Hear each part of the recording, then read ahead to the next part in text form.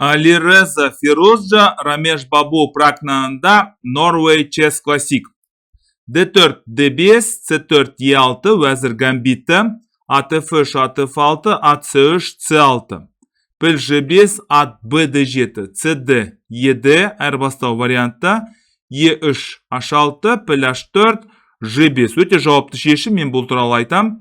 Мына торларды әлсіз етпеу керек. Pil G3 және At H5. Енді мына пілге қатты қызығып тұр, бірақ бір соншалықты қымбат, соншалықты пайдалы ма деп атқаным ғой.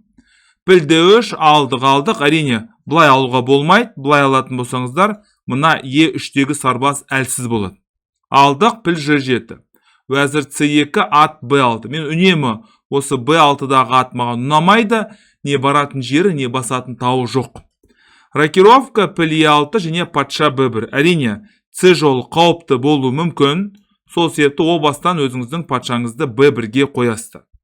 Вәзір E7, тура C1. Алейхин айтқандай, C жолы осы Вәзір Гамбиті болсын, славян қорғанысы болсын, бәр жерде осы C жолы өте маңызды.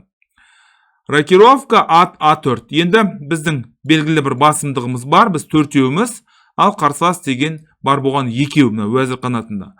Патша B8, ат C5. Өзіміздің тиісті орнымызға келдік.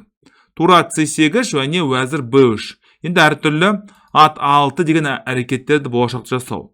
C7, тура C3. Біз Франсуа Андре Даникан Филидор есімізге түсіреміз. Үшінші және алтыншы қатардың қаншалықты маңызды екен есімізге салып тұр. Патша A8, тура C1, батареяны құрдық. D7 алдық және A4. A4 енді ақырындап A5, соңын A6 деп, мына мысалы 3 сарбаздың қатарын бұзу. H5, Вәзір C2, H4 алдық және піл F5. Енді мына торды бақылауға алу. Өйткені мына патша қанатындағы мына сарбаз қаншалықты маңызды екен біліп тұрсыздар. Өйткені осы сарбаз мына атты қорғап тұр. Піл F6 алдық және ат E1-ге барды.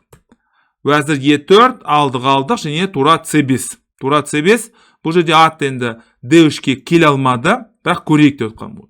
Және осы жерде H3 деп жүрді. Алдық, тура F5, және осы жерде Рамеш Бабу Пракнанында қателесті. Тура D6 деп жүрді.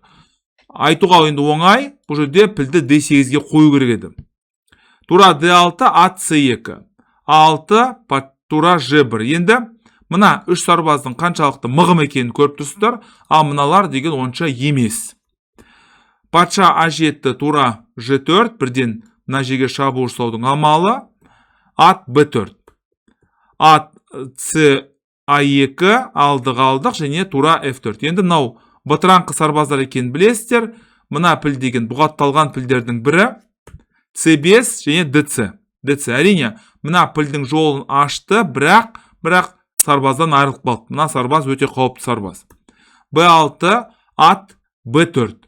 Алдық, енді мынауда бытыраңқы сарбаздар, бұл жерде ат D5. Атпен мына пілді салыстыруға келмейді. G5, G4, D8 және ат C3. Осымен ойын аяқталды шын мәнінде, өткені ақтардың басымдығы айқын. Енді асықпай, аптықпай, енді қараңыздар, мына пілге көңіл аударыңыздар. Піл деген бұғатталған пілдердің бірі.